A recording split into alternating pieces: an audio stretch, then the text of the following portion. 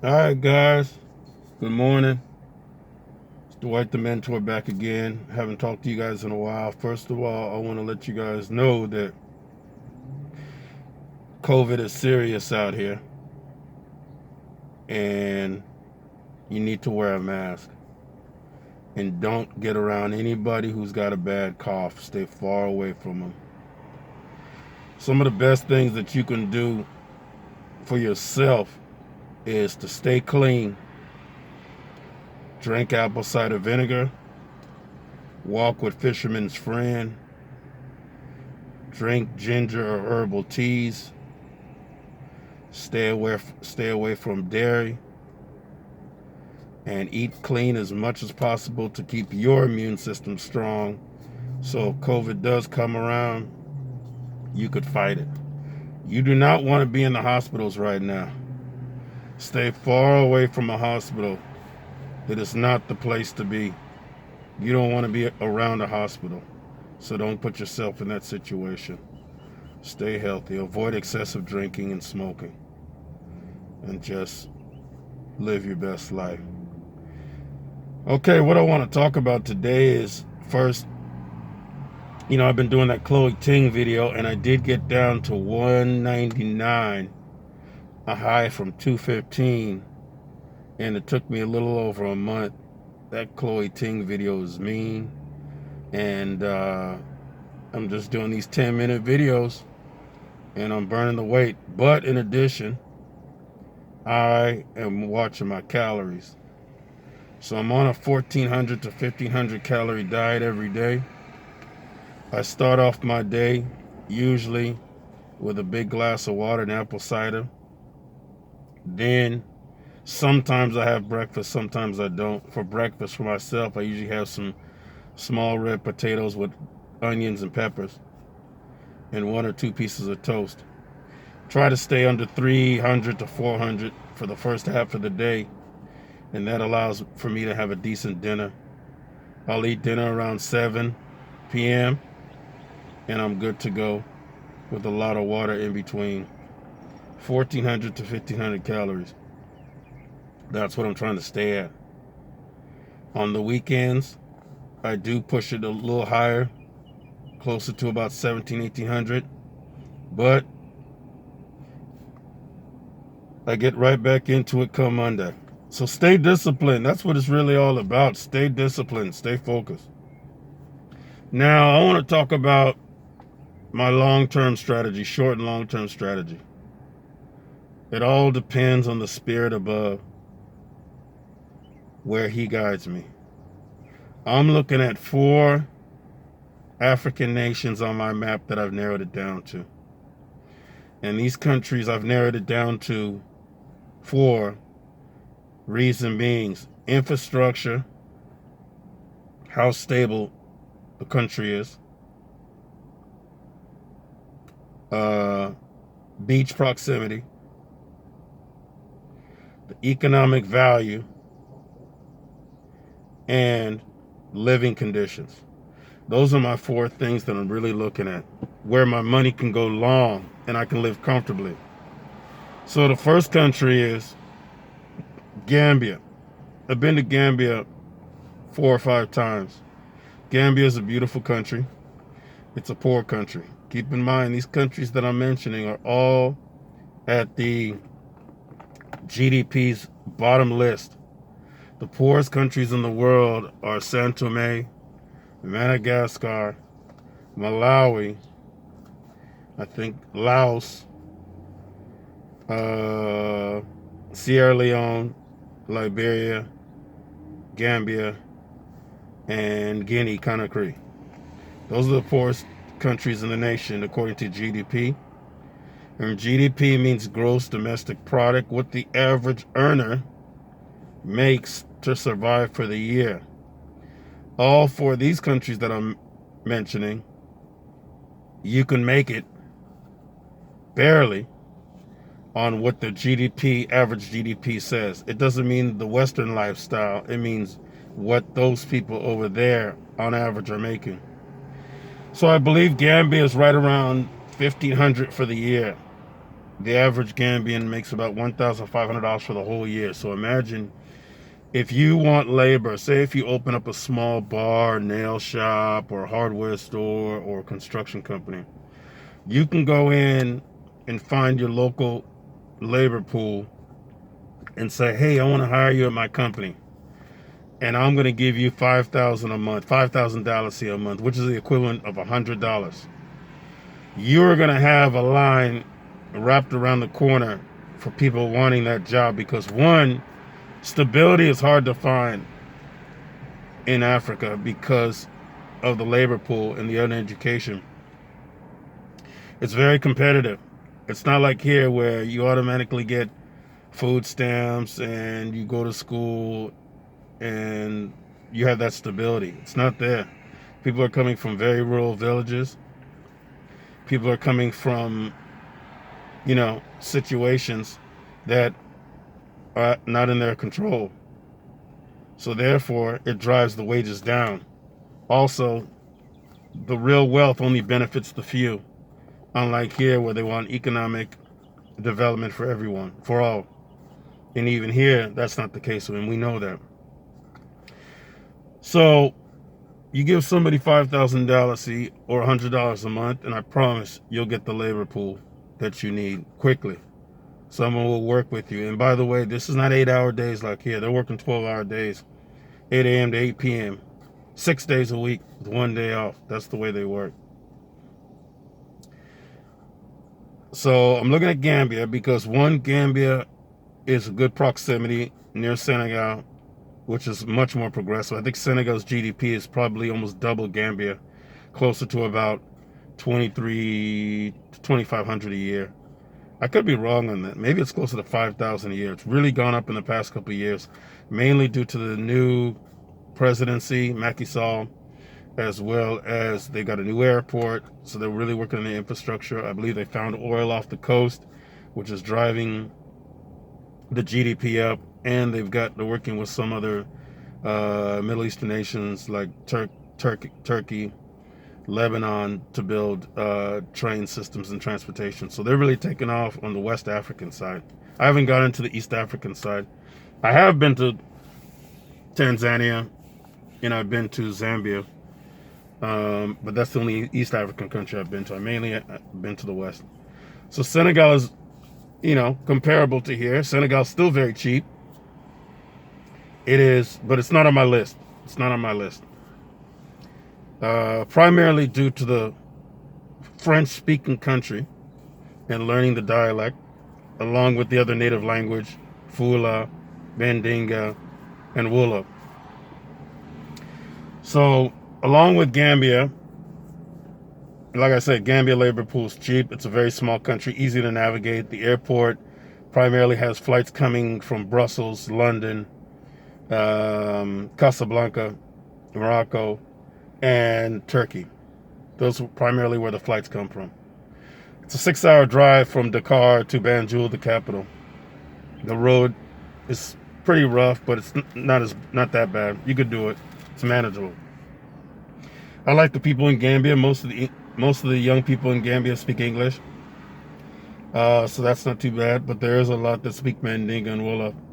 So if you really want to get the true benefit, you got to learn a little bit of it to get by. But in the city, for the most part, everybody speaks English. English is a primary language there. Some concerns with Gambia is the infrastructure. Because of the growth in West Africa, there's a surge of power being used. And so there's frequent power outages. But if you're coming from the Western world, it's no big deal to bring a $300 generator with you. You could put it in as a check bag, put it in a box as a check bag, and bring it with you. So in the event of power, you still got some, heat, or cool air. You're not going to need heat, obviously. It's very warm there all the time. So there's infrastructure issues pertaining to the power, and that's the most case in most African nations, just due to the growth, and they cannot keep up with the demand.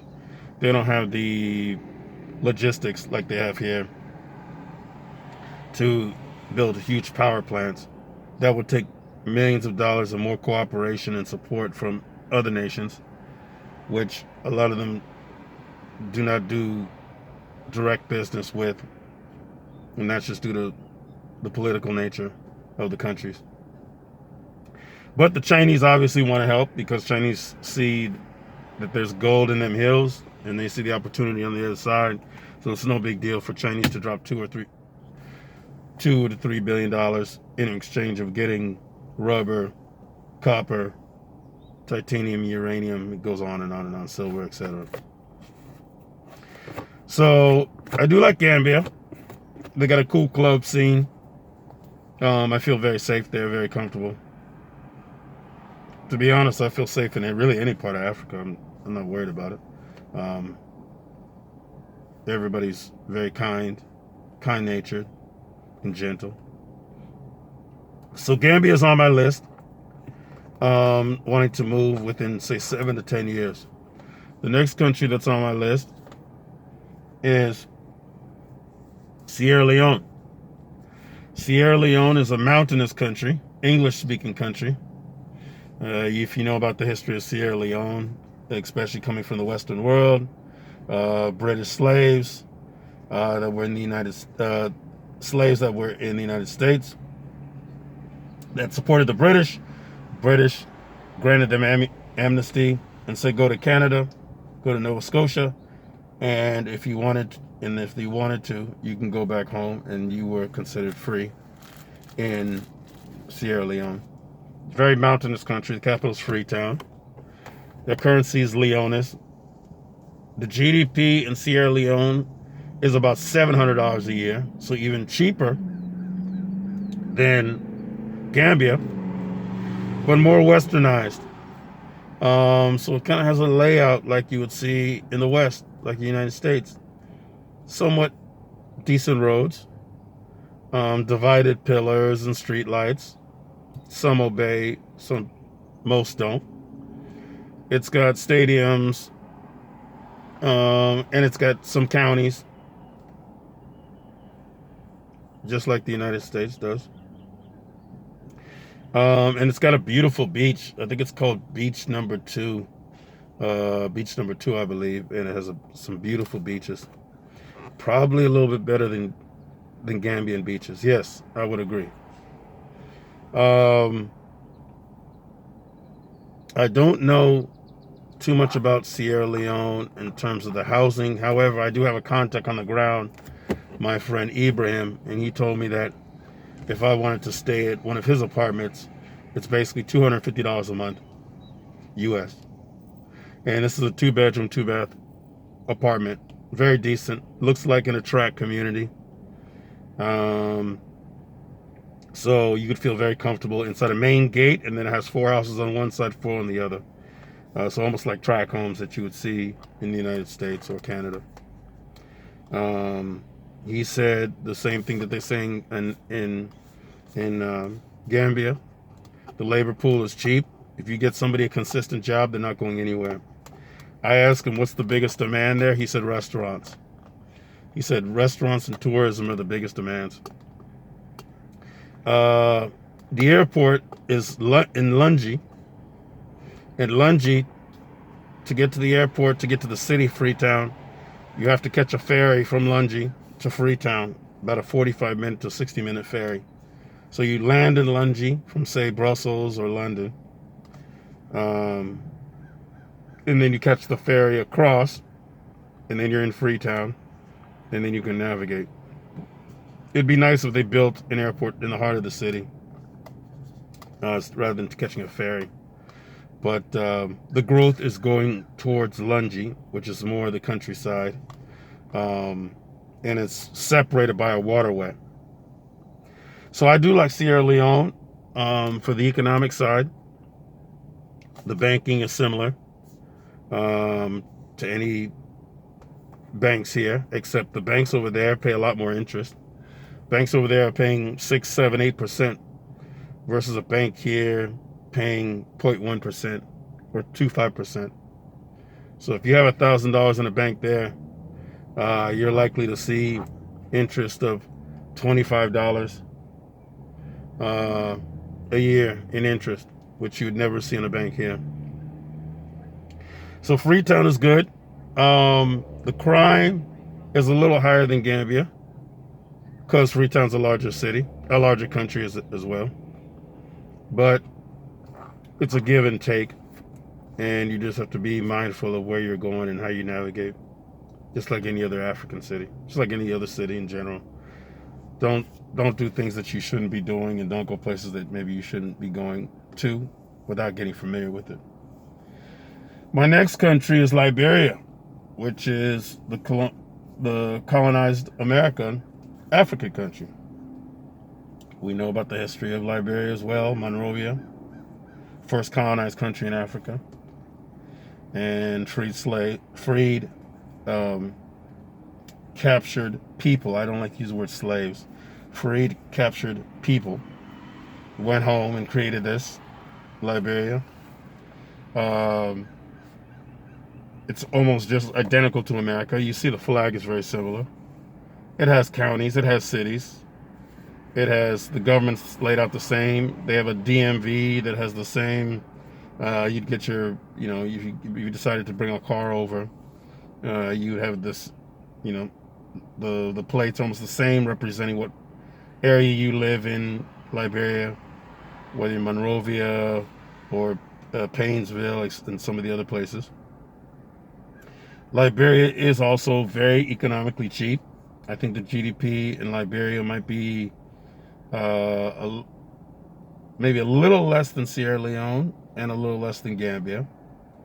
I like the Monrovia Airport, Roberts International, is a very modern airport, and it's right in the city. I think it's 15 miles from downtown Monrovia, so it's convenient. Brussels has a daily flight to Monrovia every day. They stopped it for a while due to this COVID, but they'll be starting it back up soon. In fact, as I speak, they might have already started it.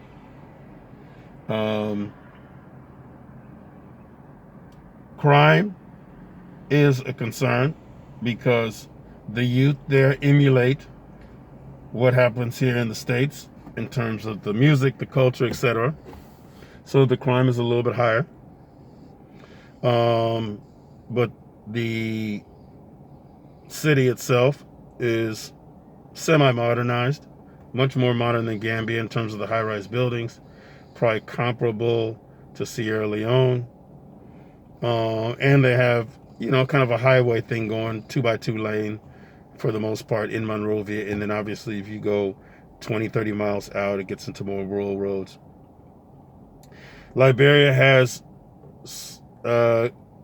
somewhat of a good infrastructure. It is supported by revenue from the ships that dock in the port of Monrovia. In fact, the majority of ships that travel throughout the oceans register in Liberia because I believe they have the cheapest registration rates for the big ships, the big freighter ships that travel throughout the world. So you'll see the Liberian flag on a lot of big logistical ships going through waterways, through Panama, etc. I believe it's one of the cheapest in the world. In fact, I believe they have the most registered ships in the world. So they use that revenue just for support. They also use their fishing industry, and obviously the rubber. The rubber is the big thing that has employed many Liberians there, and many years ago. Bridgestone, Firestone, all of them have huge factories there. They've obviously enslaved the people, and they've taken over. And most of the people who have a stable job work for one of those big companies, churning the rubber from the trees in the big factories. But they don't tell you that when you buy your car, where the source of the rubber comes from. Majority of the rubber comes from either Indonesia or Liberia or Sierra Leone. Big rubber producing countries. So Liberia is on there. It's got a nice club scene. It's got a Radisson hotel, so if you feel uncomfortable, it actually has several 4 to 5 star hotels there. So Liberia's on the map as well. I don't have an immediate contact there, but I have a friend here that goes back to Liberia frequently. I will probably be visiting Liberia in the next year, along with Sierra Leone that I have not been to. And the final country that's on the map for me is the most progressive out of the four is Ghana. Everybody knows what's happening in Ghana, the year of the return. The president wants everybody to come back home and use your Western technologies to continue for the growth of the country. It's in West Africa. It's much more stable than, say, a large Nigeria. The population is in the low, I want to say 2 to 3 million, I believe, the whole country. It has some major cities, Kumasi, Tamale, and obviously Accra. The Accra airport is more modern than almost any airport here in the United States. And that has just recently been upgraded. I believe they're working on some train stations. They have a mall, shopping mall, so you feel very comfortable with the shopping mall. They have several malls, I believe. Obviously, we know about most descendants have came from Cape Coast, and the gateway to no return. That's a huge draw. A lot of celebrities have been going there, obviously, to find their way home, and that is driving the growth with the Steve Harveys and the Boris Kujos, et cetera, driving the growth of Ghana. The cost is more.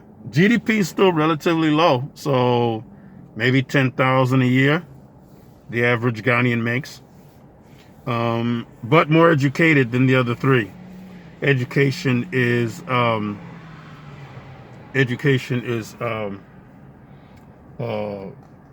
paramount there. And I do want to go back to Liberia. George Weah, who's a former footballer, big-time soccer player, he instituted free school in Liberia, which Gambia and Sierra Leone do not have free school for everyone.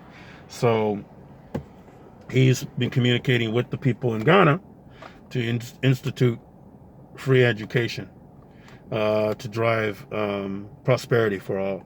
But Ghana is the most expensive out of the four. It is the most prosperous. It is the most stable. And the infrastructure is fairly sound. Yes, there's power outages. A lot of Americans have lived there many years, since the 80s, even before that. The roads, for the most part, I see are very good. The banking system is good. But just like anything else, you're in Africa, so don't expect the ebb and flow to be just like here. So think about what I've mentioned. Make your own judgments. I'm looking at, say if I got $1,200 a month in the U.S., where would my money do well in one of those four countries? $1,200 a month that I'm getting from the U.S. government that I could take somewhere else and live very comfortably. You can't do that here when your senior home or your apartment is going to be $900 to $1,000 in a decent area in the United States. But over there, you can get you an apartment for $200 or $300, and now you've got $800 to spare. Give or take another $50 to $100 on power and cell phone usage. Give or take another $100 a month on food at the high end. I know plenty of people who do not spend $100 US on food for the whole month, with the exception of Ghana. It's more expensive. But the other places, you can go right to the markets and eat very well, or go to the local restaurants and eat very well for $3. And I've done it in Gambia, and I've also done it in Senegal. So tell me what you think. Tell me if you agree or disagree. Educate me as I'm educating myself every day. And I just want to be a mentor for those people out there who say to themselves, do I really want to live my last years in the United States when I can spend a $1,000 ticket and go to Africa and live very comfortably? Will there be some things that you have to take from the States over there? Yes, you would. It'd be in your best interest. But do you need everything from the States to survive out there? Absolutely not. Absolutely not. So you guys take care of yourself. Stay healthy. I got my mask on. Eat well, sleep well, and be kind to one another. And this is Dwight the Mentor, and I'm signing out.